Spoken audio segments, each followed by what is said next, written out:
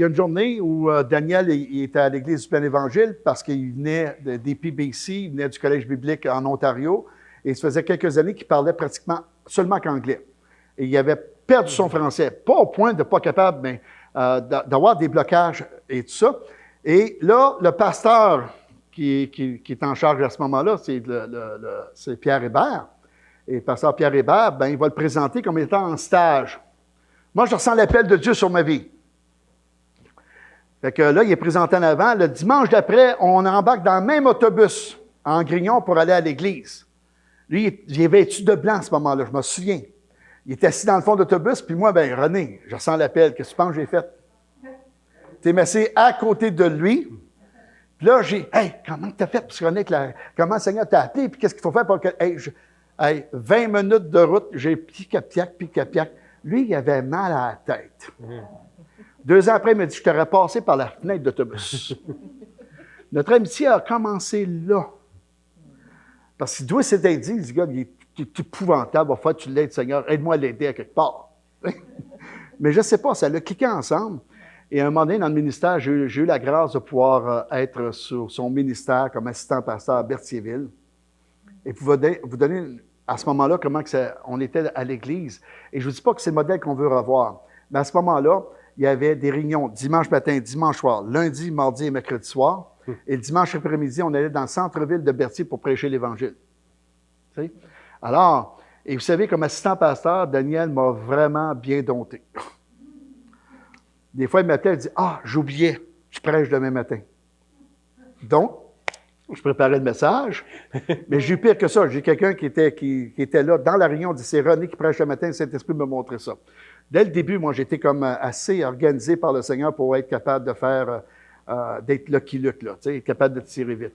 Mais ce que j'ai appris avec Daniel, c'est la passion. La passion dans l'ordinaire. Pas dans l'extraordinaire, mais dans l'ordinaire. Parce que Daniel, c'est comme moi, c'est un BO. Backorder, parce qu'ils n'en font pas 2 comme nous autres.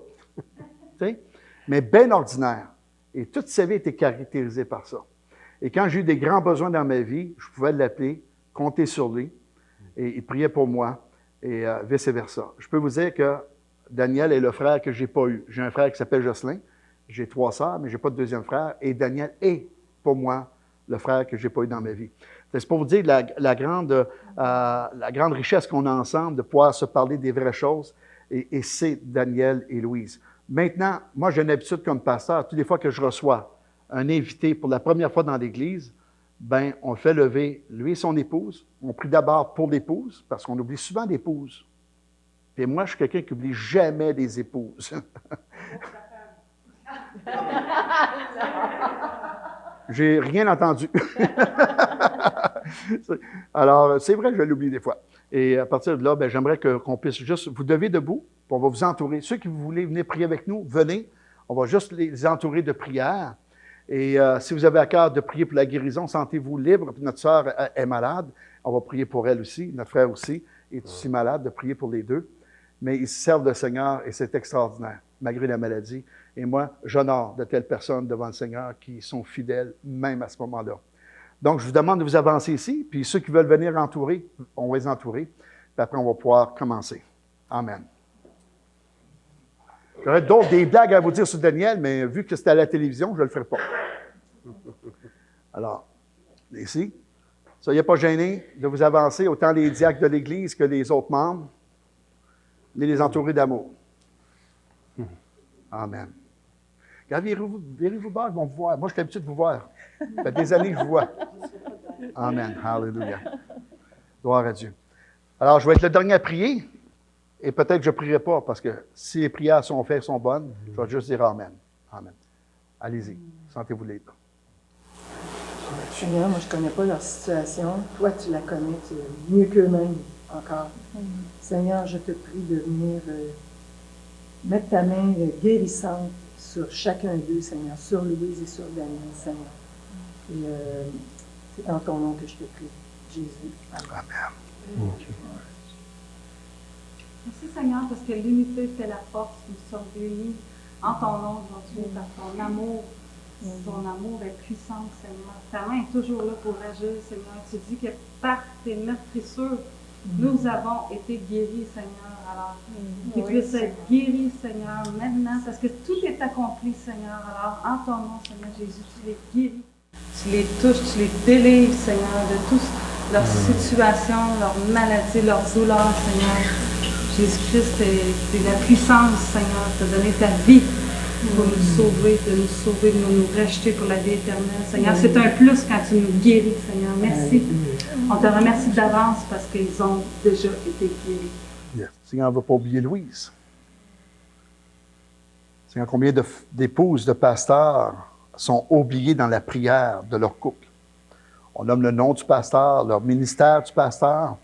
Mais Seigneur, le pasteur qui a une épouse, son épouse fait partie de cet appel.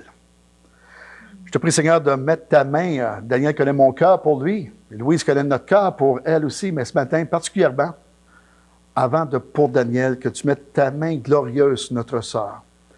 Rappelle-lui, Seigneur, ce qu'elle faisait autrefois pour lui montrer un avenir encore plus favorable. Nous vieillissons, nos forces changent et parfois on est atténué puis on se demande qu'est-ce qu'on peut faire pour toi. Mais Seigneur, je sais que toi, tu peux lui montrer qu'est-ce qu'elle peut faire. Malgré la maladie, nous prions pour la guérison au nom de Jésus, qu'ils soient guéris les deux. Mais Seigneur, montre à notre sœur à ne pas regarder un avenir avec une paire de lunettes que nous voulons mettre sur nos yeux pour la fin des temps. Mais dans l'espérance d'aujourd'hui, c'est le jour de grâce, le jour de salut, le jour de grandeur, et qu'elle puisse prendre courage et d'avancer et d'oser partager ce que tu mets sur son âme et son cœur, Seigneur, auprès des frères et des sœurs. Pour Daniel, Seigneur, la même chose, mets ta main de guérison que tu peux l'utiliser encore et encore. Seigneur, il est dans un endroit maintenant à cause de la maladie, mais lorsqu'il ouvre la bouche, à toutes les fois, donne-lui encore cette grâce de se souvenir qu'à toutes les fois qu'il ouvre la bouche en ton nom, tu l'accompagnes dans la parole. Ce n'est pas le corps qui fait la différence, c'est le cœur. Et qu'il puisse déverser son cœur pour nous encourager ce matin, Seigneur. Et on met toutes choses dans tes bras d'amour au nom de Jésus. Amen. Amen. Gloire à Dieu. Soyez bénis. Merci, merci. Alors, Daniel, merci, frère. Tu vas nous emmener dans la Sainte-Sainte, puis moi, Oui. j'ai fini à ce moment-ci.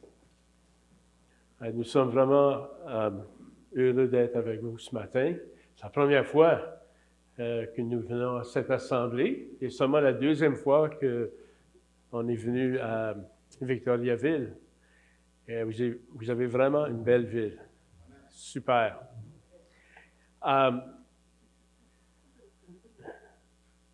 Non parce que je suis biaisé, mais je voudrais vous dire que le couple pastoral qui sont ici, c'est du bon monde. Okay? Puis je dis pas ça parce que c'est de mes amis, là, mais ça fait longtemps que je les connais.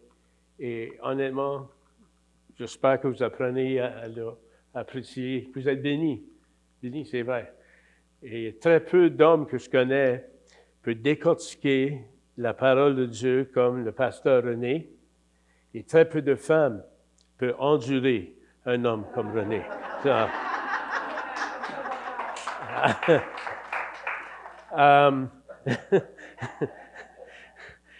Oui, nous sommes des amis de longue date. Et puis, en tout cas, je vais en dire un petit peu plus tantôt. On veut prendre un moment pour célébrer la mort et la résurrection de Jésus-Christ. Vous savez que la Sainte-Seine, ça m'a frappé un jour. La pensée de la Sainte-Seine, c'est qu'aujourd'hui, dans le monde entier, de différentes langues, de différentes cultures, à quelque part, il y a une Église qui célèbre la Sainte-Seine. Et mondialement, ça veut dire que le retour du Christ est proclamé. Son retour que je crois qu'il est imminent. Et non seulement le retour du Christ, mais il s'y trouve aussi dans la Sainte-Seine la signification de l'œuvre de Jésus-Christ, sa mort et sa résurrection.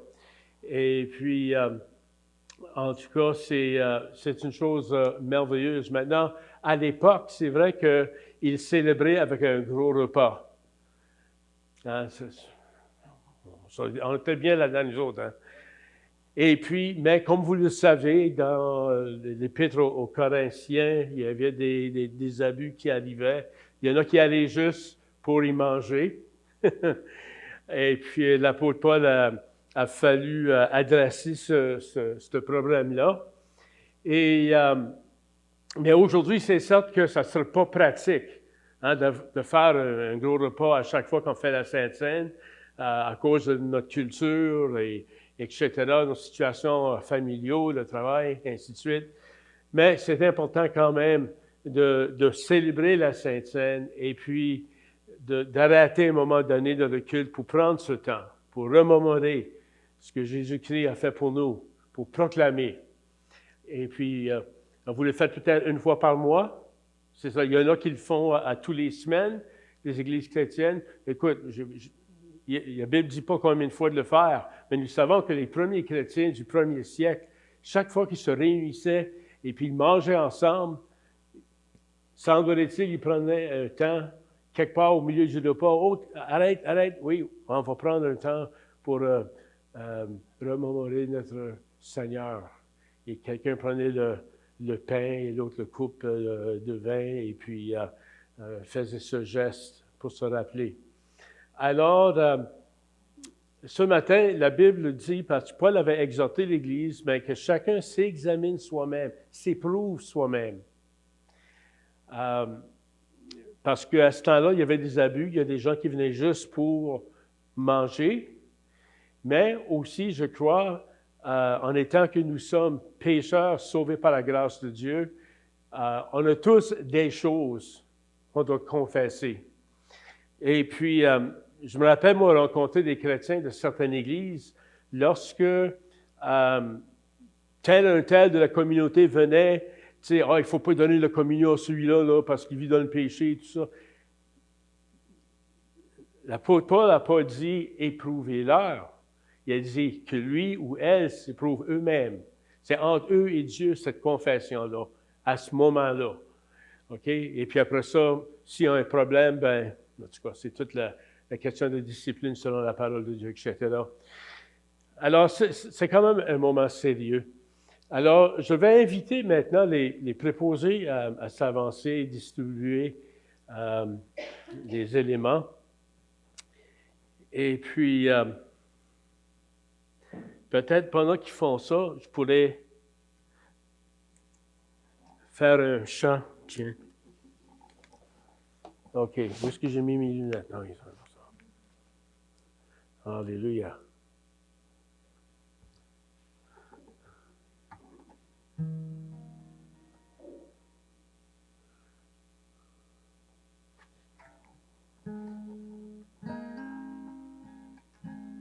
C'est auprès de Dieu.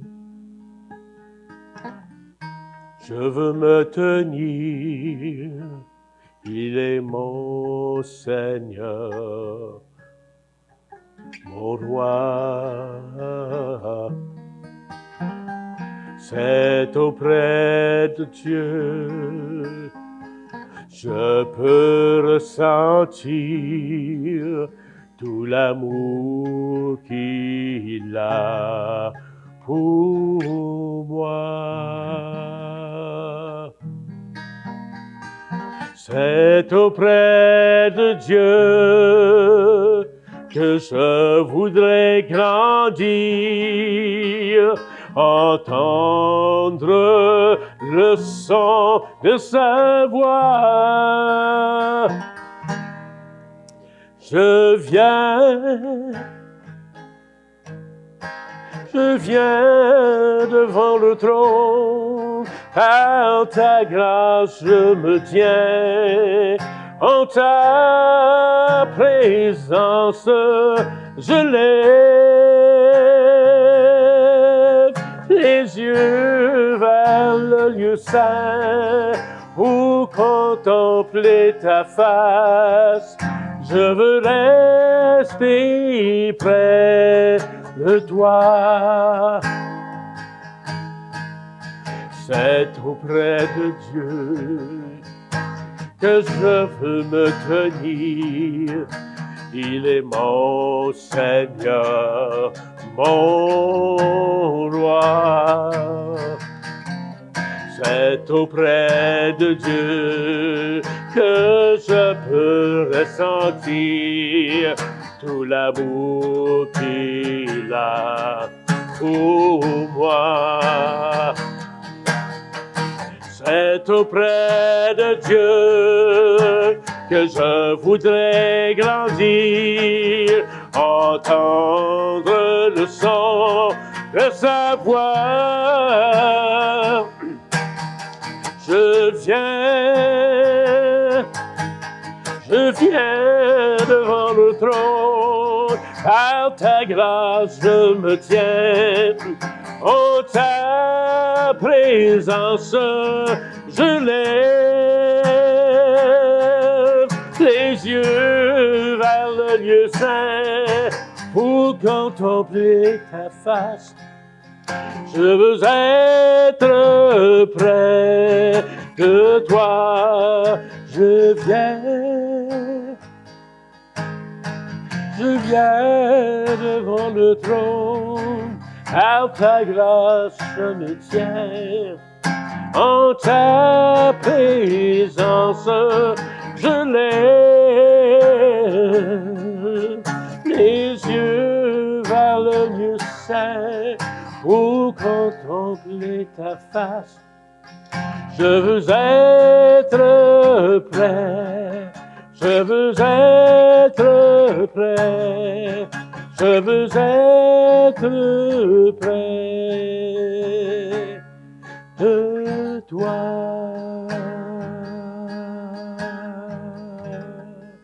Alléluia, Seigneur. Alléluia, Jésus. Gloire à Dieu. Je veux être près de toi, Seigneur.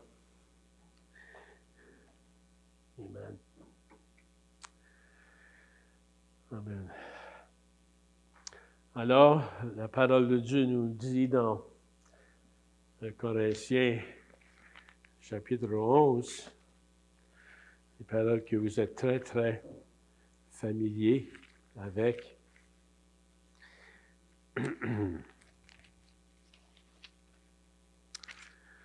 OK.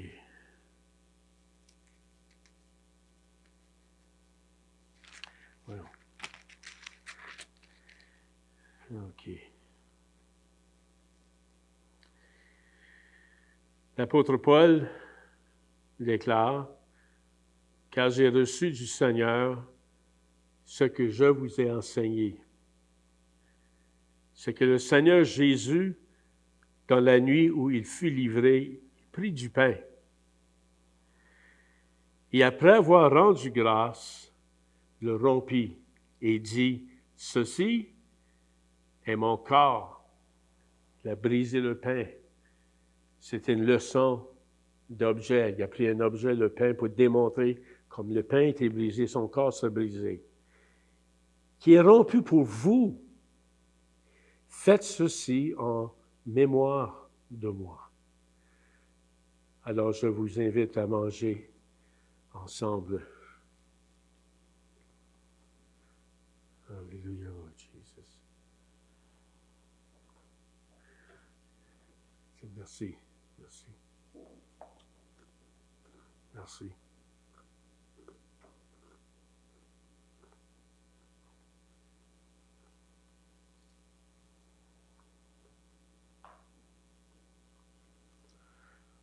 De même, après avoir soupé, et ce qui était intéressant ici, il prit la coupe et dit, « Cette coupe est la nouvelle alliance en mon sang. » Pas souvent qu'on entend parler prêcher sur le sang de Jésus-Christ. C'en est fait. Il dit, « Faites ceci en mémoire de moi toutes les fois que vous en boirez. » Amen. Buvons ensemble.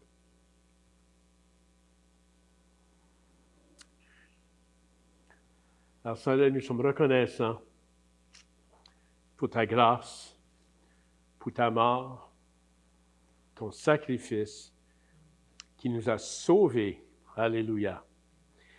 Et nous te remercions, Seigneur, que nous anticipons le jour dans lequel que nous prendre ce repas ensemble avec tous les fidèles au nom de Jésus. Amen. Amen. Gloire à Dieu. Amen. J'ai besoin de m'internet.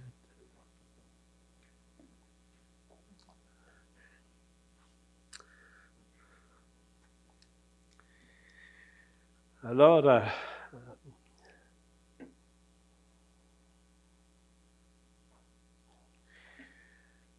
OK.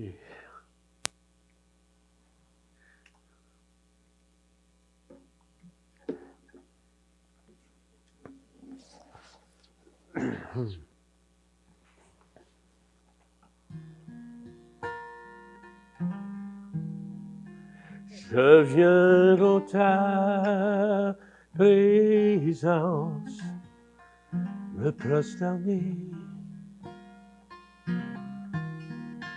Montre-moi comme tu aimes l'humilité. Saint-Esprit, sois l'étoile qui me conduit vers ton grand cœur d'amour qui change ma vie. Tu es le Dieu des cœurs brisés et l'ami du faible. Je lave les pieds de l'opprimé, tu reçois le rejeté. Je veux être comme toi, Jésus, avoir ce cœur en moi. Tu es le roi de tous les hommes, ô roi d'humilité. Je viens en ta présence me prosterner. Montre-moi comme tu m'aimes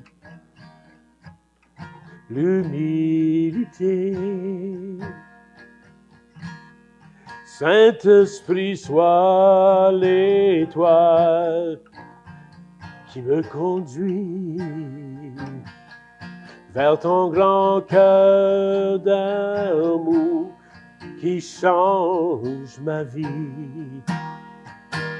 Tu es le Dieu des cœurs brisés et l'ami du faible. Tu laves les pieds de l'opprimé. Tu reçois le rejeté. Je veux être comme toi, Jésus, avoir ce cœur en moi.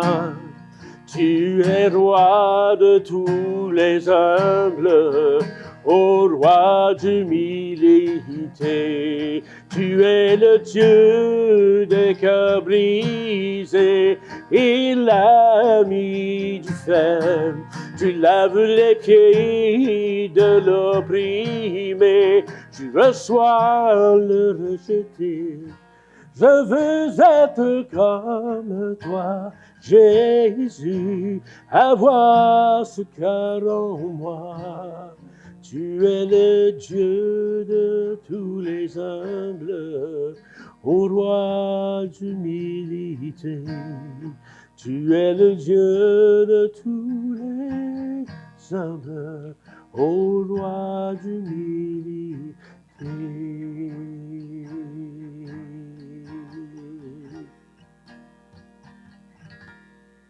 Alléluia, Seigneur. Alléluia. Vous savez, souvent, une chose que je mentionne lorsque j'emmène la parole de Dieu, c'est que notre Dieu est un Dieu qui est humble. Tous les autres dieux, dans les autres religions, c'est des dieux vengeurs, des dieux bizarres. Mais notre Dieu est un Dieu qui est humble, qui se penche l'oreille vers nous, qui prend du temps avec nous. C'est ce qui est merveilleux. Je suis aumônier pour l'armée du salut.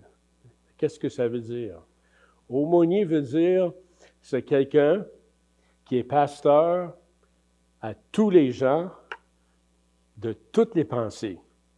C'est pas évident. Parce que la majorité des hommes que je travaille avec, ce sont des non-croyants. Et puis, nous avons environ 200 hommes dans le centre. Et mon travail à moi, mais c'est plus qu'un travail, c'est un ministère, c'est d'être là pour eux, pour être à l'écoute, offrir une écoute active, mais aussi faire un ministère lorsque Dieu ouvre une porte. Et puis, croyez-moi, les gars de la rue ou les gars qui vivent sur les marges de la vie, etc., ils ont tous une spiritualité. Ils croient tous en Dieu. Et puis moi, je peux imposer, mais je ne le ferai pas, parce que ce n'est pas juste à eux que je prends ma position sur eux. Mais je leur sers, je leur aime, je leur écoute. Et plus souvent que non, cela donne opportunité de parler de Jésus-Christ. Il y avait un été, j'ai eu le privilège d'en baptiser 3 ou 4 de ces hommes-là. J'ai eu le privilège d'emmener des gars à la fois, des gars qui étaient dans des gangs, et puis on connaît les gangs qui existent ici au Québec, les motards, etc. Et puis, mais beau de voir comment que de leur façon ils s'exprimaient, de la façon dans laquelle Dieu leur a touchés. Alors, au début, j'ai trouvé ça difficile parce que moi, j'étais pasteur évangéliste. Et puis, je me sentais toujours coupable parce que je ne les prêchais pas toutes. Mais j'ai appris que mon appel en tant qu'aumônier, c'était de réconforter et non de convertir. D'ailleurs, je ne peux convertir personne, c'est le Saint-Esprit qui convertit. Et par des gestes positifs, et laisse-moi vous dire, je les gâte, les hommes. Mais on va chercher toutes sortes d'affaires et puis être là pour eux. Et Maï, c'est incroyable, les histoires que j'entends de vie. Hein, c'est dur. C'est triste. Il n'y a pas un homme là-dedans, je pense, qui n'a pas été abusé premièrement, soit sexuellement ou physiquement.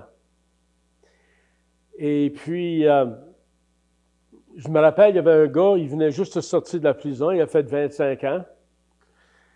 Et puis, il est venu au centre. Il s'appelait Ghislain. Puis cet homme-là, on parlait souvent, puis il est venu, il a commencé à venir à la chapelle, parce que j'ai une chapelle, là. Tous les dimanches soirs, je faisais une réunion. À ce temps-là, ma fille travaillait avec moi, les claviéristes, et elle chante, etc. On avait un band, faisait de la louange. Il venait, il écoute la parole, écoute la parole, écoute la parole. À un moment donné, il laisse le Seigneur au contrôle de sa vie. Puis il était assez content, assez de foi. Et c'est pas évident parce qu'ils ne deviennent pas parfaits la première journée. Ça, c'est frustrant, hein, pasteur? Alors, un jour, il sort pour avoir une petite rencontre avec ses enfants. Et puis, ses enfants l'ont sacré au-dessus du balcon d'un logement jusqu'à terre. Hein, il était cassé de la tête jusqu'aux pieds. Et en plus de ça, il était atteint du cancer.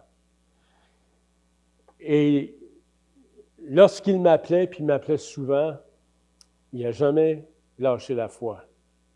Alors, j'ai le privilège d'être dans des moments sacrés de la vie d'une personne. Et chaque fois qu'un de ces hommes s'assit devant moi, je me dis, cela aurait pu être mon enfant. Et je les traite comme mon enfant. Et j'ai du respect pour eux, même si je ne suis pas d'accord de la façon qu'ils vivent, la façon qu'ils pensent. Et je pense, j'aime à croire quelque part que Jésus, dans son humilité, était de la même façon. Il s'assisait avec tout le monde de la société. Et pas nécessairement leur donner des coups de pied, etc. Mais il les a aimés qui ouvrent leur cœur. Je me rappelle un gars, un jour, que j'avais voyagé peut-être une quinzaine de kilomètres pour aller le chercher, pour l'amener au centre, pour qu'il puisse s'inscrire dans un de nos programmes de détox. Et puis, juste de même, il a dit, « Pourquoi tu fais ça pour moi? Tu sais, je suis une mauvaise personne, là. Tu prends du temps pour moi. » Puis je lui dis, « C'est parce que tu as de la valeur aux yeux de Dieu. Tu as la valeur à mes yeux aussi. Tu es un être humain. Et quelque part dans leur vie, il y a quelque chose qui est arrivé. Alors, priez pour moi. En ce moment, je suis en arrêt de travail pour un temps. Mais toute ma vie, tout mon ministère de vie, René, toute l'expérience était pour ce travail-là. Quand je regarde en arrière, je dis « Wow! » Puis ça prenait un caractère comme moi. Oui, moi, je ne suis pas le type de gars, là. Oh, j'ai essayé de plaire au monde, tu sais, porter des belles habits, des belles cravates. Puis, j'ai rien contre ça. Si t'aimes ça, fine. Mais je ne suis pas ce style-là. C'est pas moi, c'est pas Daniel Bourque. Je suis un gars, j'aime être terre à terre, transparent. Prends-moi tel que je suis. Si tu ne m'aimes pas, too bad. Ou comme le père de René disait, that's it, that's all. Ça, et puis, puis même des fois, je me faisais moquer par des frères, des co-ouvriers. Mais je me suis dit quelque chose, par contre. On a pris des sentiers que ben du monde n'aura pas pris. Hein, on a eu 3 enfants, demeurés dans un petit appartement à Berthierville, les planches et croches de même. On ne pouvait pas jouer aux billes là-dedans. Ça roulait partout. Tu sais, on n'avait rien. Et pourtant, regarde, quasiment 35 ans plus tard, on est encore debout, encore vivant. On rend grâce au Seigneur pour ça. Je rends grâce à Dieu aussi pour mon frère René et Francine qui, eux, ça ne les a jamais énervés là, des défis. Oui, ils ont beaucoup été éprouvés. Le diable s'en mêlé. Mais ils ont demeuré fidèles jusqu'à ce que Dieu ouvre des portes et continue leur œuvre jusqu'à aujourd'hui. Alléluia. Un dernier petit chant, n'inquiétez-vous pas. Vous allez peut-être vous dire, « ça va être long. » Je vous promets, ça va être fini quand j'ai fini. OK? N'inquiétez-vous pas. Il y a une fin à ce discours. J'ai écrit une chanson une couple d'années passées. Et puis, c'est un chant qui parle plus d'un point de vue d'un gars qui se pose des questions existentielles. Dieu existe-t-il et pourquoi la souffrance, etc. Et puis...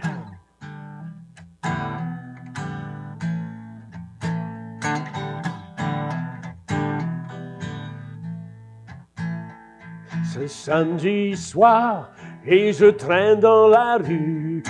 Je n'ai pas d'argent et ma vie est foutue. Ça vaut-il vraiment la peine de continuer?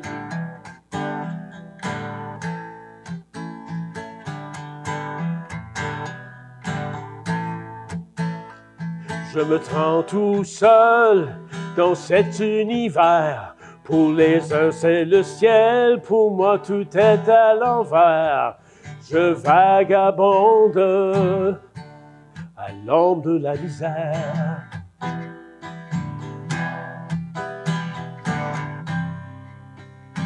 Y a-t-il Dieu parmi les étoiles? Si Dieu existe, pourquoi ça va mal? C'est une existence infernale qu'on vit. Pourquoi les guerres et tant de pauvres, la famine et les overdoses? Y a-t-il une raison à toute cette folie.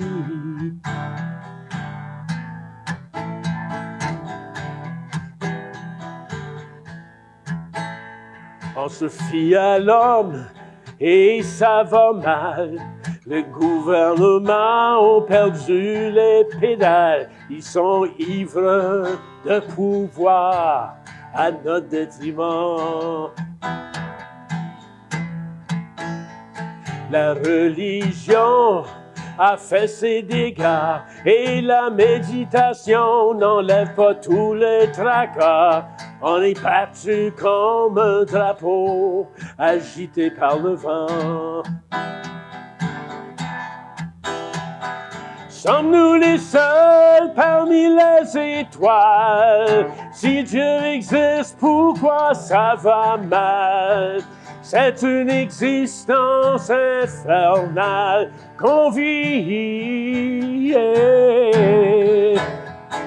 Pourquoi les guerres et tant de pauvres, la famine et les overdoses? Y a-t-il une raison à toute cette folie? Y a-t-il un Dieu parmi les étoiles? Et si Dieu existe, pourquoi ça va mal? C'est une existence infernale qu'on vit. Pourquoi les guerres et tant de pauvres, la famine et les overdoses? Y a-t-il une raison à toute cette folie? À toute cette folie, à toute cette folie, à toute cette folie.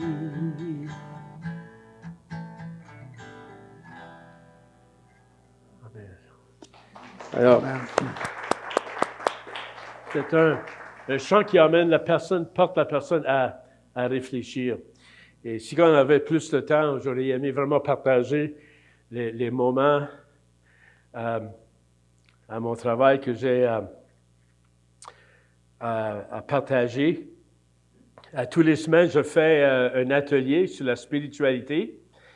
Alors, on commence très large avec des définitions de la spiritualité, etc., puis qu'est-ce que la spiritualité. Et des fois, il y a dépendamment du groupe qui est là, des fois, c'est juste purement parler de l'Évangile puis de Jésus-Christ. Amen. Dieu ouvre les portes, il travaille les cœurs, puis là, je sème. Et puis, il y avait un gars, je me rappelle, c'était un jeune, et puis il était dans le programme. Puis, il me pose la question, est-ce que j'ai besoin de rester ici? Je dis, non, tu peux t'en aller si tu veux. Il dit, parce que moi, il dit, je crois pas en Dieu, puis je suis pas un être spirituel. Hein? OK. Question pour toi. J'ai dit, est-ce que tu aimes la musique? Ah oui. Qu'est-ce que ça te fait, la musique? Ah, ben ça va me chercher, tout ça. Tu es un être spirituel. Ça touche ton intérieur. Alors, il y a un monde spirituel, mais il y a plus au-delà encore. Faire une longue histoire courte, il est devenu chrétien à un moment donné, il s'est fait baptiser, puis jusqu'à aujourd'hui, il suit le Seigneur. Amen. C'est merveilleux les opportunités que Dieu donne. OK. Alors, ce matin, je veux vous parler de la persévérance. Surtout à cause des temps que nous sommes en train de vivre dans notre société, dans notre monde, globalement. On pensait qu'on marchait contre le courant avant. Là, on marche vraiment contre le courant. Nous sommes affectés en toutes choses. Dans ce monde, nous ferons face à la tribulation. Et pour cette raison, la persévérance est une grâce importante à développer dans nos vies. Une définition du mot persévérance de la langue grecque classique décrivait la capacité d'une plante à prospérer dans un environnement hostile, littéralement dans les déserts et les pentes rocheuses. Lorsque je demeurais au Nouveau-Brunswick, on avait sur la maison, on appelle un carport. C'est comme un genre de toit pour mettre Et puis, l'asphalte était toute brisée, toute maganée. Puis un jour, il y avait un genre de petite herbe qui s'est poussée. J'ai vu ça, j'ai dit, je vais laisser pousser. Laisse pousser, laisse pousser. Et quelques semaines plus tard, c'est environ 10 pouces de haut, puis on a réalisé que c'était un plant de tomates. D'une place impossible. Il ne recevait pas de soleil, pas d'eau. Alors, la persévérance est semblable à cela, la capacité de prospérer dans un environnement hostile. Maintenant, dans la langue classique grecque et juive ultérieure, il a été utilisé pour désigner la puissance spirituelle qui permettait aux fidèles de mourir pour leur Dieu. Au 1er siècle, le mot était utilisé pour la caractéristique d'une personne qui ne s'écarte pas de son objectif délibéré et conserve sa foi et sa piété, même au travers les plus grandes épreuves et souffrances. Et moi, ce que je perçois aujourd'hui, c'est un peu le contraire de ça. Nous avons une génération de mous. Il y a des chrétiens qui se laissent emporter par tout genre de doctrine. Nous devons persévérer pour maintenir dans la voie du Seigneur. C'est-à-dire, nous devons continuer à avancer avec une attitude d'espoir. Amen. Face à des circonstances désagréables, il y a de grandes détresses. Maintenant, je n'aime pas les tribulations, je ne m'en vais pas chercher pour, là. Hein, c'est comme le Noufi un jour qui se frappait sur la tête avec un marteau. Quelqu'un a dit, « Pourquoi tu fais ça? » Il dit, « Parce que quand j'arrête, ça file bien. »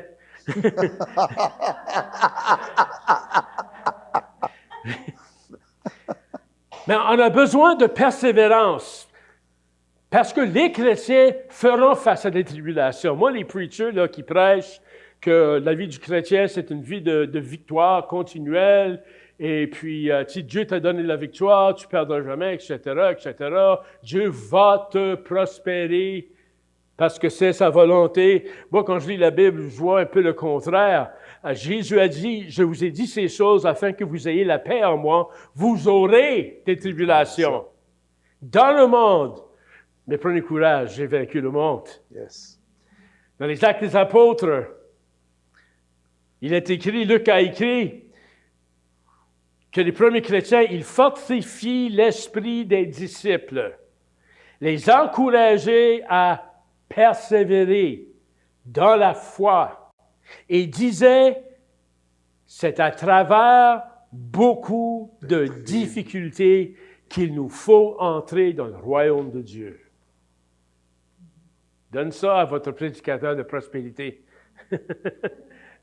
Selon ça, c'est difficile d'entrer dans le royaume de Dieu. Surtout si la persécution s'y lance contre l'Église. Et laisse-moi vous dire, on n'est pas loin. Hein? On n'est pas aimé. Moi, quand j'accepte le Seigneur, il y a comme 42, 43 ans passés, le chrétien avait un certain respect dans la communauté. Peu aujourd'hui. Et on sait pourquoi. Christ ne nous a jamais promis que cette vie serait un lit de roses. L'Évangile n'a jamais dit que nous irions au ciel sur des lits fleuris d'aisance. C'est tough d'être chrétien. La tentation nous entoure partout. On ne peut pas se mettre la tête nulle part. Soit la télévision, la radio, les pancartes, au bord de la route, dans les rues. C'est incroyable. Et au niveau des substances pour consommer maintenant, surtout que le marijuana est rendu légal, quelque chose que, by the way, tous les gars qui sont en programme pour le désintox sont contre ça. Parce qu'ils disent, man, ils ne savent pas ce qu'ils font. Il y a des addictions sérieuses qui arrivent par la marijuana. Ceux qui disent, oh, c'est pas addictif, ce l'est. Écoute, j'ai eu un enfant, moi, qui a passé au travers des drogues. Et je sais c'est quoi. On a vécu avec ça dans la maison. C'était pas évident. On nous promet que nous aurons des difficultés et des tribulations dans cette vie. Surtout si vous êtes un enfant de Dieu fidèle. Yes. J'avais fait une prêche une fois qui était intitulée « Êtes-vous connu du diable? » Oui. Si vous n'êtes pas connu du diable, il y a un problème. Le diable devrait avoir votre photo sur son mur qui dit « Recherchez », parce que vous troublez son royaume et vous avancez le royaume de Dieu. Hein, Jésus a dit aux foules de compter le coup. Écoute bien ces paroles. Ce sont des paroles dures et vous vous êtes certainement posé des questions là-dessus. Mais Jésus, retournant vers la foule, il dit, si quelqu'un vient à moi, et s'il, puis je vais l'expliquer du mieux que je peux, et s'il ne hait ou haït pas son père, sa mère, sa femme, ses enfants, ses frères et ses sœurs, et même sa propre vie, il ne peut être mon disciple. Combien de vous lisez, quand vous êtes arrivé à ce verset-là, vous la lisez vite? Hein? Il a dit, et quiconque ne porte pas sa croix et ne me suit pas ne peut être mon disciple.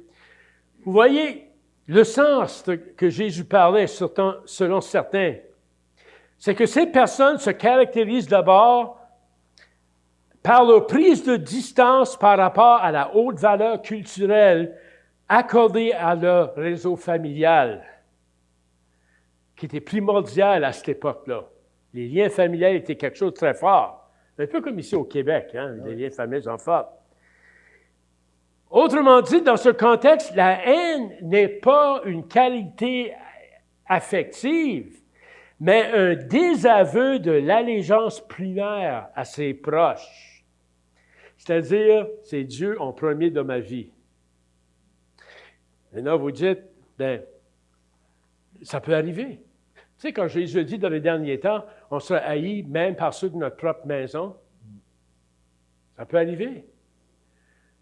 Je suis en train de lire un livre sur certains phénomènes sociaux qui se passent aujourd'hui et comment cela divise des familles et des enfants qui se sont toujours entendus avec le parent. Maintenant, c'est rendu qu'il y a des ruptures dans la famille parce qu'il y en a qui veulent suivre le Seigneur et ne peuvent pas approuver ce qu'ils font. Notre propre famille, alors il faut se poser une question. Est-ce que je cède à ce monde ou est-ce que je dis oui à Jésus-Christ? Maintenant, je ne dis pas qu'on botte nos enfants dehors puis qu'on ne veut plus les parler. Non, non, non. C'est eux qui vont faire le choix, mais c'est fort possible, ça peut arriver, qu'ils ne nous aimeront pas trop. On a besoin de persévérer parce que notre Dieu est capable d'intervenir dans toutes circonstances. Amen. Je me rappelle mon plus vieux Jérémie, il jouait de la musique dans l'église, il avait juste 12 ans. C'était un bon guitariste.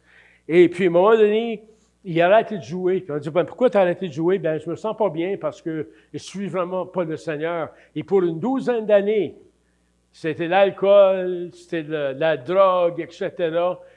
Je pouvais même pas concevoir l'idée de le voir être chrétien. Je pouvais pas. Et puis, un soir, j'étais couché, puis j'aimerais dire que ça arrive souvent, mais non. Moi, les interventions de Dieu, là, je peux les compter quasiment sur une main, là. Mais quelque chose m'a réveillé, puis il dit, prie pour Jérémie. Me mets à genoux à côté de mon lit. Je commence à prier pour lui à larmes chaudes. 2-3 jours après, je reçois un appel, un soir. Allô, père? Oui. Tu es occupé? J'ai dit non. Il dit là, je suis ici avec mes chums, là. Il me pose toutes sortes de questions sur la Bible. Pourrais-tu venir leur parler? Dans une minute, je vais être là. Je suis là! Ils étaient environ une dizaine. Et je leur ai parlé au moins 2 heures de la Bible, de Jésus-Christ, etc. Je me retourne chez moi. Oh, il y en a quelques-uns qui ont demandé pour des Bibles, etc. Et puis, couple de semaines après, Jérémie vient chez nous. Là, moi, je suis assis dans le divan. Il vient, puis il s'assied de l'autre bout du divan. Et vous savez comment la conversation va avec les jeunes aujourd'hui, hein? Puis les hommes, hein? On ne se parle pas, on grogne. On se va, hein? Là, on regarde la télé, là, puis... Ça va? Ouais, OK. Ça va. Puis là, je voyais Jérémie, quelque chose, il fatiguait. Il dit, je crois bien qu'il faudra que je trouve une église. Là, à ce temps-là, j'ai fait semblant de ne pas l'entendre. Je ne voulais pas briser le moment. Tu sais? Ouais. Après ça, je l'ai conseillé. Il a commencé à aller à l'église, il s'est fait baptiser. Maintenant, il suit le Seigneur. Amen. Il joue sa musique pour le Seigneur. C'est un homme fidèle à Dieu. Alors, peu importe ce que vous vivez, persévérez. Dieu est capable de changer la situation. Yes. Il est capable. Alléluia. Alors, quand Jésus dit même d'haïr votre vie, de se détester, ne doit pas être pris comme une référence à une horreur de soi affective, mais c'est comme un appel à mettre de côté les relations, la famille élargie d'origine, le cercle intime, par lequel on s'est jusqu'alors forgé son identité. Vous voyez, souvent, on est forgé notre identité selon notre entourage familial. Mais lorsque nous devenons chrétiens, nous avons une nouvelle identité qui est forgée dans la personne du Christ. Amen. Alors, tout ce qu'il est en train de dire, c'est laissez-vous pas faire baisser vos bras au milieu des situations. Persévérez dans la foi. Lâche pas. Persévérez à prier pour ceux que vous aimez, vos enfants, un époux, une épouse, peu importe qui. Dieu est capable. Et je crois sincèrement, inquiétez-vous pas quand et comment. Ça, c'est ses affaires, ce n'est pas vos affaires. Yes. Il le fera quand ça y tente, j'imagine. En son temps. Et je ne comprends pas pourquoi il nous fait passer par des choses dures, mais il vous entend. Il vous entend. Et c'est la même chose avec notre plus jeune fils. Il y avait des problèmes aussi, pire encore, avec la consommation. C'est drôle, élevé avec la parole de Dieu, à raconter des histoires de la Bible tous les soirs quand il était enfant, prier avec eux, puis à un moment donné, bang! Puis en plus, il y a des troubles de comportement. Mais à force de prier, puis prier, là, ça va faire au moins 2 ans, 2 ans et demi, 3 ans qu'il est stable, il travaille, et il a toujours sa foi en Jésus. Amen. Mais laisse-moi vous dire, on a payé pour, on a prié, on a persévéré. Et des fois, on avait le goût de lâcher.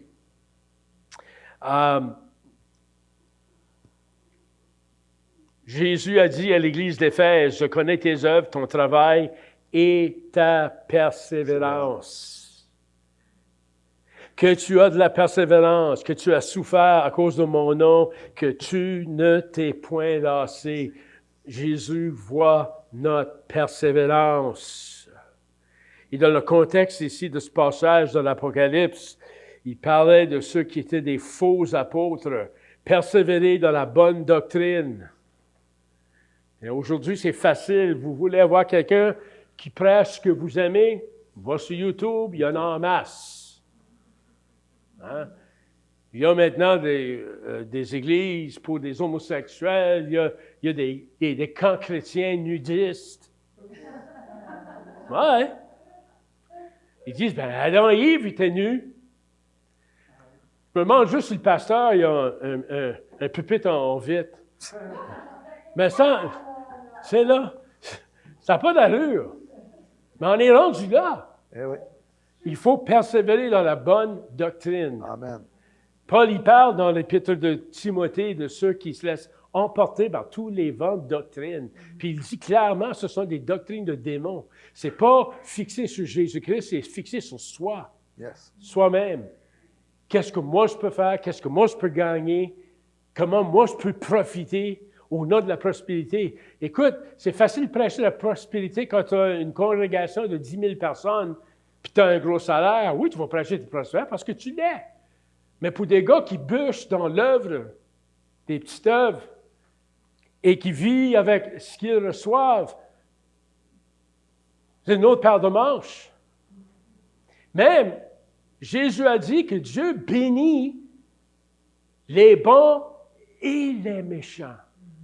Il dit, je fais que le soleil brille sur le bon et le méchant.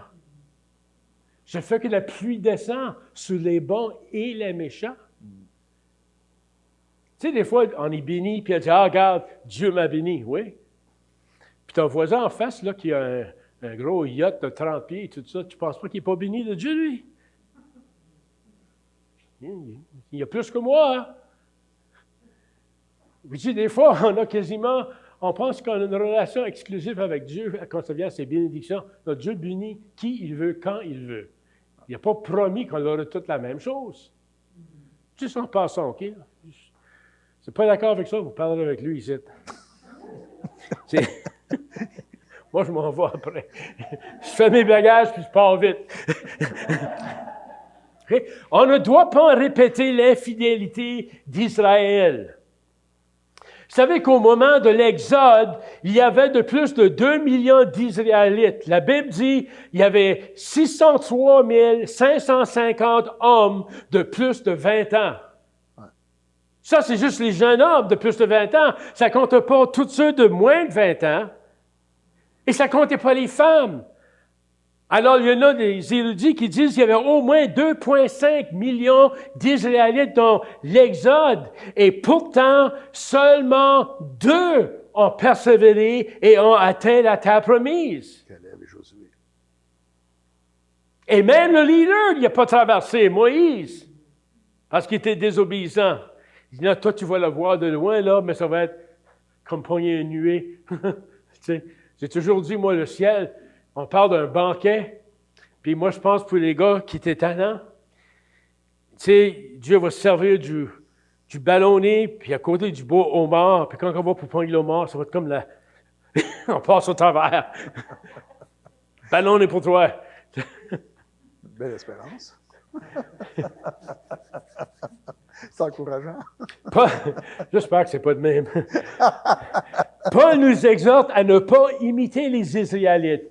Il a écrit ces choses leur sont arrivées pour servir d'exemple et elles ont été écrites pour notre instruction à nous qui sommes parvenus à la fin des siècles. Ainsi donc que celui qui croit être debout, que celui qui se pète les bretelles, là, prenne garde de tomber. On n'est jamais trop loin d'une chute. Vu dans la foi, la tribulation est un ami plutôt qu'un ennemi. Maintenant, c'est vrai que moi, j'aime pas la douleur, j'aime pas la souffrance, je veux pas être... Avez-vous jamais rencontré du monde qui est toujours heureux? Rien de plus fatigant. Tu sais, c'est comme trop. Tu les écoutes parler, là, puis j'aime ça donner une claque, là.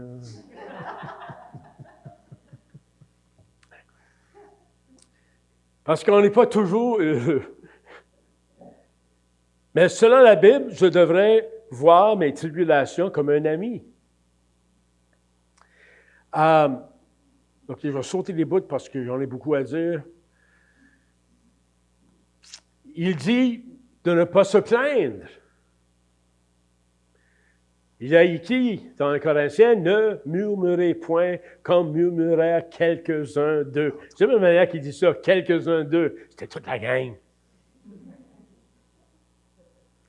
Il dit, ces choses leur sont arrivées pour servir d'exemple. Quoi?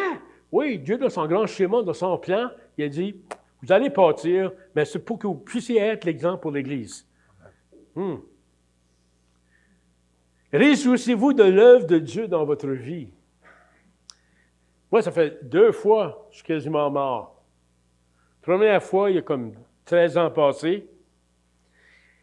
Je tombe en insuffisance cardiaque. Mon cœur, la fraction d'éjection, que le cœur pompe le sang, était à 10%.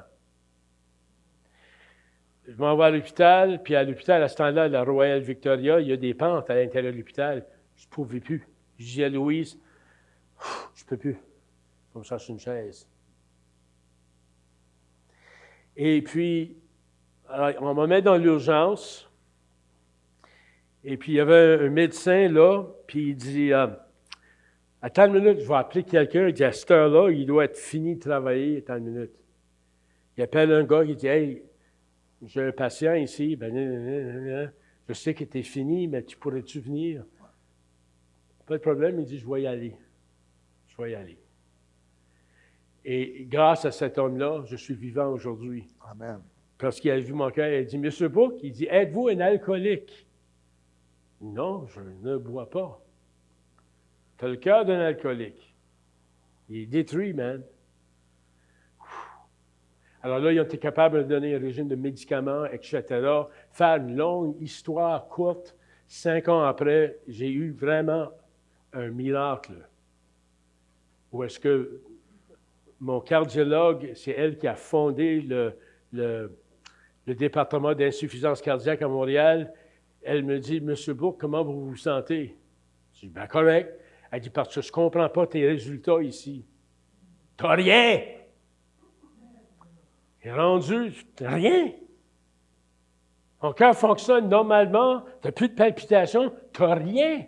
Amen. Puis, je me rappelle quand c'est arrivé, j'étais assis à la maison, puis un jour, je sens comme un gain d'énergie. Puis je dis à Louise, je dis, je pense que je vais aller marcher sur le tapis roulant. Elle dit, non, fais pas ça. Tu vois-tu? Attends, tu vois. Juste un petit peu. Juste un petit peu. Là, je marchais. Et à un moment donné, à tous les jours, l'énergie s'en venait. Dieu m'a miraculeusement guéri. Maintenant, laisse-moi prendre le côté que je fais un petit commentaire ici. Quand Dieu vous guérit quelque chose, il ne vous immunise pas. Ouais. Il peut te guérir d'une grippe, mais l'hiver prochain, ça se peut que tu ailles la grippe de nouveau. Là, 2 ans et demi passés, ah ben regarde, puis ce miracle-là, si j'aurais eu le temps, là, écoute, j'ai été vu par des cardiologues du Japon, etc. Elle a dit, je lui ai demandé, qu'est-ce que tu fais avec tous les médicaments que je prends? Elle m'a dit, je ne sais pas, on n'a jamais eu ça auparavant. Wow. Jamais. Même un autre médecin, c'est une madame qui avait entendu parler de ça, elle vient me voir, puis elle dit, coudonc, qu'est-ce que tu as fait? As-tu été à l'oratoire? J'ai dit non, mais j'ai beaucoup de monde, par contre, qui ont prié pour moi. Puis elle a dit, mais dans ce cas-là, vous prierez pour moi. Wow. Grand miracle. 2 ans et demi passés, on va à Ottawa. 4 heures du matin, je me réveille. Là, est-ce que je m'imagine des choses? Je m'en vais. La toilette, je reviens. Je réveille Louise. Lou, quoi? Appelle une ambulance. Je ne peux plus respirer. Tu sais? Je ne peux plus respirer.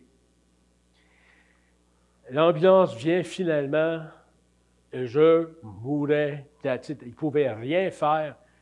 J'étais dans le lit. Ils m'ont donné du furosemide là, pour faire sortir l'eau du système. J'étais couché là. Et puis, à peu près 1 heure après, OK, là, je peux respirer.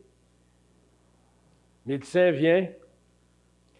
Il dit, OK, regarde, on va vous garder pour quelques jours. Je dis, non, moi, je veux retourner chez moi, là. Il dit, mon spécialiste est à Montréal. Il dit, moi, je pense pas que tu peux. Moi, je pense que je peux. Il dit, viens, on va prendre une marche ensemble.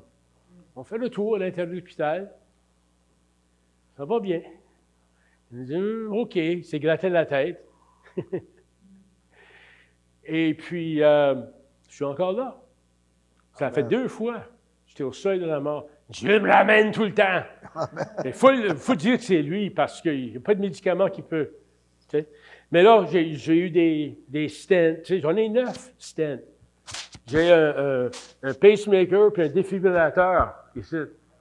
Puis ce qui est drôle, je ne savais pas, on ne devrait pas mettre des choses proches de ça. Moi, un jour, je voulais mettre un aimant, là, voir si ça allait coller. Puis là, quelqu'un m'a dit, oh, non, fais pas ça. Pas de bonne idée. Là, à la job, j'avais des haut-parleurs. Puis je prends le gros haut-parleur, le speaker, je la cote sur moi, mais il y a un gros aimant là-dedans. Soudainement, j'entends un pip, une alarme. Là, je regarde partout, qu'est-ce qui se passe? Pour réaliser, ça sortait de moi, c'était mon pacemaker qui signalait qu'il y avait un problème. Anyway. Et puis, le dernier examen que j'ai eu, après toutes ces procédures-là, et 2 ans et demi plus tard, dit, tout est stable, si ça continue demain, tu peux vivre encore longtemps. Mais on sait que ça, c'est dans les mains de Dieu. Amen. Et puis, je ne sais pas pourquoi. Alors, je prends toutes les opportunités qui m'est offertes quand ça vient pour partager la parole de Dieu. Je le prends. Amen. Et je pense même si que je serais pu travailler dans ce milieu-là, je serais toujours disponible pour bénir les assemblées s'ils veulent de moi. Mais ça a pris de la persévérance. Ça a pris de la persévérance pour ma femme surtout. Ouais. Parce que moi, pendant tout ce temps-là, là, je vis dans ma ville, là, et c'est elle qui est assise là, puis qui me regarde juste. Et je voyais dans ses yeux qu'elle priait, la tristesse, les inquiétudes. On avait des enfants à la maison à ce temps-là, tu sais, c'était pas évident. Mais on a persévéré. Jamais j'ai questionné Dieu. Jamais. La première fois, j'ai jamais prié pour moi. Pas parce que je suis mieux qu'un autre. Je ne pensais pas à ça. Mais quasiment une gang de pasteurs au travers du Québec puis de chrétiens qui me connaissaient priaient pour moi. Et Dieu, dans sa bonté, dans sa grâce, me l'a accordé. Amen. Puis il y a beaucoup qui me disent, puis j'ai la misère à croire à ça, mais il dit parce que le Seigneur n'a pas fini avec toi de t'utiliser. Puis moi, ouais, mais il me semble que non, c'est pas nécessaire que ça soit un gros show. Prêche à 2-3 personnes, prêche à 2-3 000 personnes, c'est la même chose. C'est des hommes qui ont besoin de la parole de Dieu. Amen. Ils ont été encouragés. OK. Alors, réjouissez-vous de l'œuvre de Dieu dans votre vie. Ne perds pas courage lorsqu'il te reprend.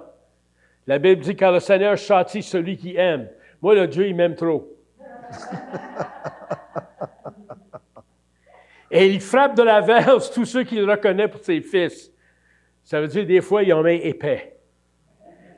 Il écrit quoi? Verset 7, « Supportez le châtiment. » Tu sais, des fois, on blâme tout sur le diable. Puis c'est le Seigneur. On a été enseigné de même, que si tu veux, les premiers pasteurs du vieux temps, il n'y avait pas de formation biblique pour faire des exégèses, etc. Tu sais, ils faisaient de leur meilleur, mais tu sais, ils disaient « chasse ça au nom de Jésus ».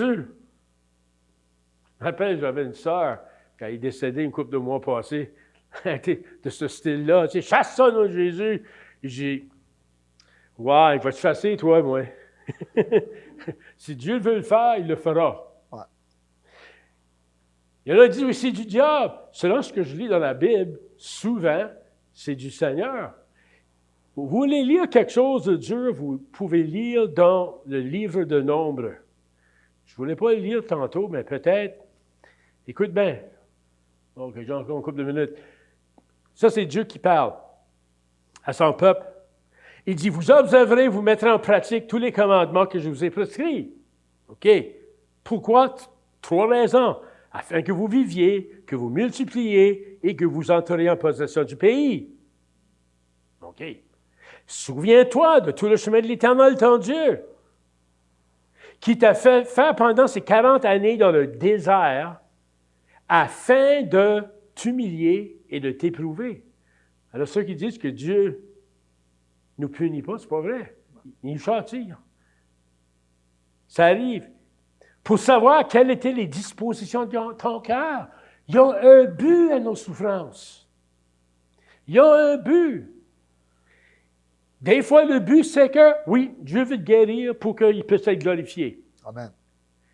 Mais plus souvent, c'est que Dieu veut juste changer ton caractère de cochon. Ta tête dure. Pourquoi tu me regardes? Laisse-moi vous dire que il y a des affaires de caractère, là, c'est dans ces moments-là qu'on se laisse transformer. Et je peux dire que j'ai changé sur certains points. J'ai plus adouci, me retiens plus la langue, des fois, là. C'est vrai que je chiale un petit peu des fois quand je conduis, là, mais... Il a dit, il t'a humilié, il t'a fait souffrir de la faim, il t'a nourri de la manne. Dieu était assez fâché avec les Juifs. Il a dit, ben mange la manne.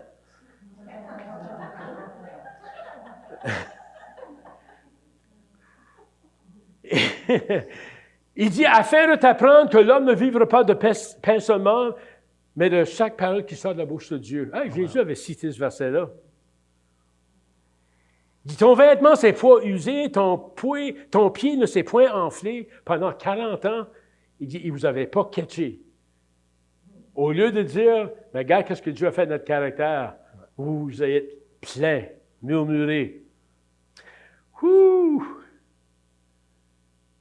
Dans Jude, il parle de ce sont des gens qui murmurent, qui se plaignent de leur sort. OK. Bon, j'ai perdu ma place. Je vais finir avec une petite histoire ici.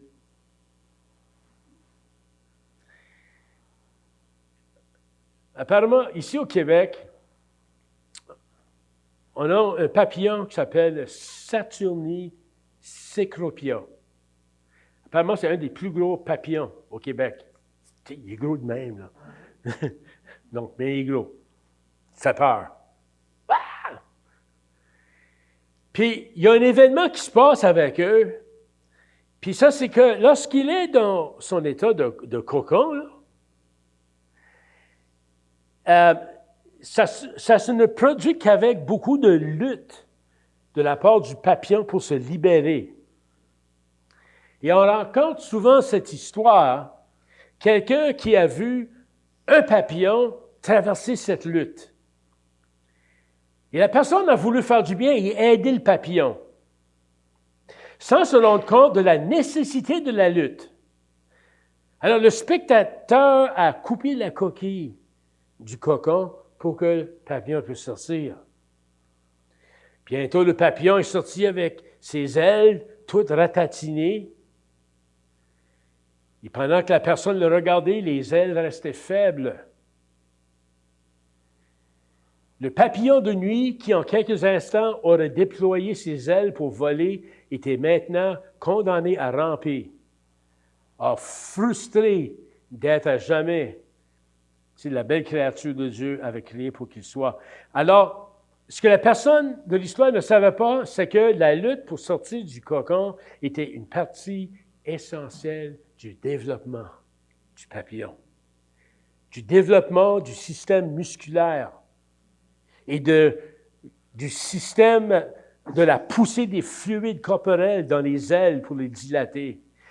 En cherchant à l'aider, la personne a coupé court la lutte du papillon. Et ce qu'il a réussi de faire, c'était de paralyser le papillon et condamner son existence. Des fois, lorsqu'on refuse ce que Dieu fait dans notre vie, on coupe, on veut sortir du cocon, on n'aime pas la situation. On dit non, c'est pas Dieu, pas Dieu. Attends une minute, là. Pensez-y bien avant de dire c'est pas Dieu. Regarde au grand portrait. Parle à d'autres gens, parle au pasteur, parle à des gens matures dans la foi. C'est chercher Dieu. Je ne dis pas que le diable ne nous attaque pas, mais moi, je ne pense pas que je suis assez important pour que le diable m'attaque. Puis, je suis personne, moi, là. Ben, il nous attaque tous dans nos pensées, par exemple. Ça, c'est le terrain de combat ici, entre les deux yeux. Et des fois, on veut être libéré immédiatement de nos épreuves, de nos adversités. Mais si Dieu nous libère souvent trop vite, ça ne serait ni sage, ni aimant. Dieu utilise les épreuves pour développer notre système musculaire spirituel. Si ce n'était pas bénéfique, Dieu ne le permettra pas ou il ne l'enverrait pas. Mais il dit, celui-là a besoin de ça ici. Et c'est pour ça qu'on a besoin de persévérer. Dieu n'est pas fini avec vous, là. Amen. Pas fini avec vous. Tu sais, dans la Bible, ça dit même de considérer ces choses-là comme une occasion de joie. Moi, j'ai de la misère avec ça, là. Je suis content, on va faire comme le no-fil, je me fais ça dans la tête parce que ça file bien quand j'arrête. Non, tu sais. Je prie le Seigneur pour la grâce, mais ça a pris quasiment toutes ces années-là pour que finalement, des fois, quand je passe un temps dur, Dieu, qu'est-ce que tu essaies de faire de ma vie? Qu'est-ce que tu essaies de faire de ma vie? Je ne suis pas parfait. Oups! Proche, mais pas encore, non. Tu sais, j'ai finalement appris, OK, Seigneur, j'ai réalisé que tu as tout sous ton contrôle, il n'y a rien que je peux faire. Si je pars aujourd'hui, je pars aujourd'hui. Sinon, je te fais confiance avec ma vie et mes souffrances, etc. Ça demande de la persévérance. Alléluia. C'est un... OK.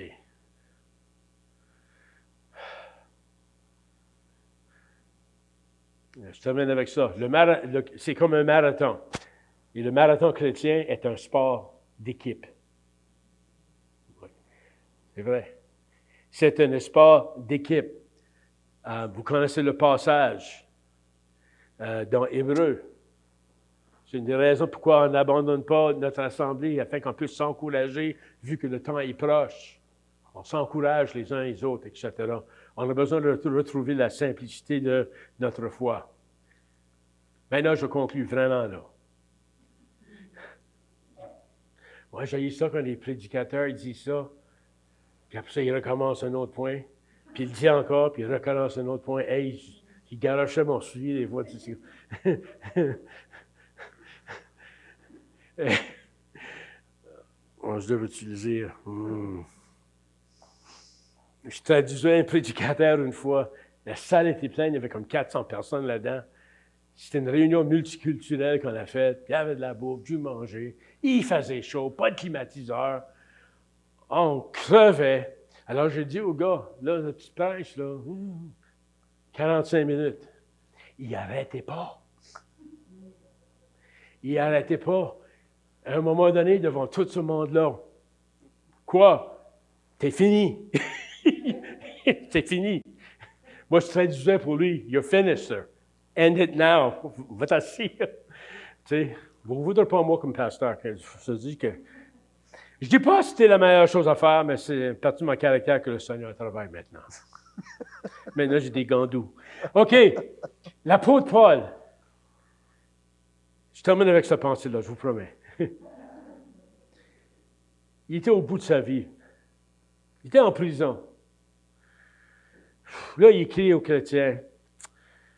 Il les encourage, puis il dit, ben regarde, pour moi, là, je sers de libation. Je suis fait à l'os. Le moment de mon départ approche. Il savait qu'il allait mourir. Il a dit, j'ai combattu le bon combat, j'ai achevé la course, et j'ai gardé la foi. Amen. Et puis désormais, la couronne de justice m'est réservée. Ça, c'est un homme qui a appris à regarder au bénéfice de ses souffrances. Le Seigneur, le juste juge, me le donnera dans ce jour-là, et non seulement à moi, mais encore à tous ceux qui ont aimé son avènement. Seigneur, merci. Alléluia. On peut se lever. Une prière. Seigneur, merci pour ta parole. Merci pour ta grâce. Aide-nous, aide-moi à être plus persévérant encore. Aide-moi d'être fort dans ces derniers jours. Seigneur, nous avons besoin de toi. Accorde ta grâce, Seigneur, à ceux qui passent des moments difficiles. On ne les juge pas, Seigneur. On les encourage. Au nom de Jésus. Alléluia. Alléluia, Seigneur Jésus. Alléluia. C'est auprès de Dieu que je me tenir. Il est mon Seigneur, mon roi. C'est auprès de Dieu que je peux ressentir tout l'amour qu'il a pour moi.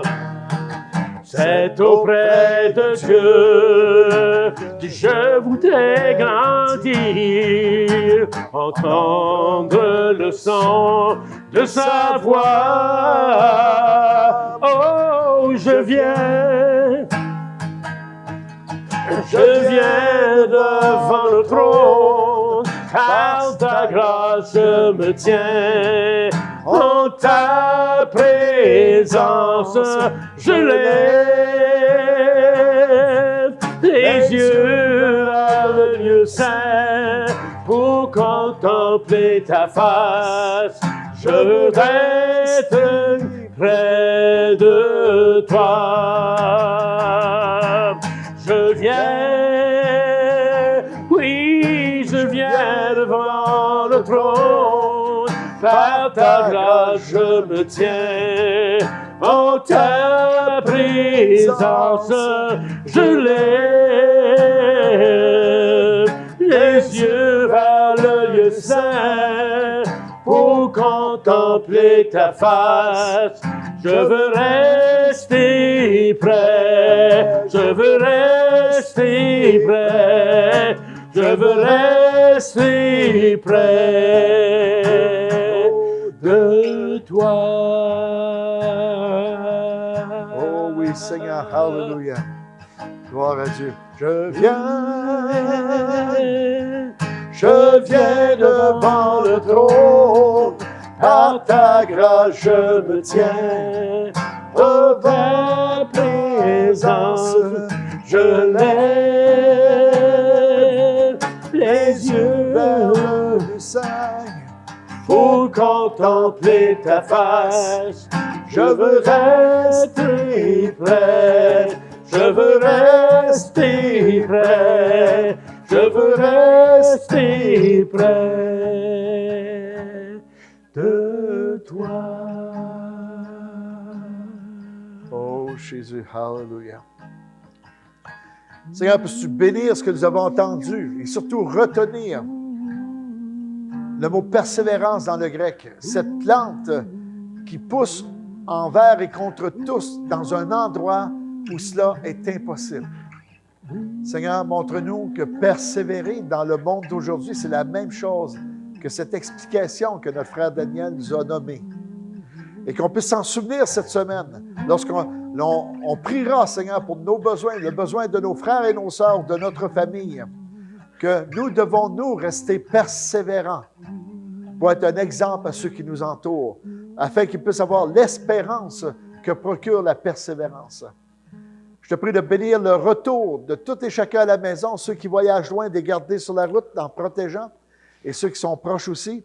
Et surtout, Seigneur, merci pour cette matinée dans ta présence, au nom de Jésus. Amen. Amen. Bénissez-vous les uns les autres en vous disant, persévère, car tu n'as pas Amen. un persévère. Et j'aimerais féliciter vos musiciens ce matin. Amen. C'était vraiment des beaux chants, vraiment bien joué. Merci. Que Dieu vous bénisse. Amen. Gloire à Dieu.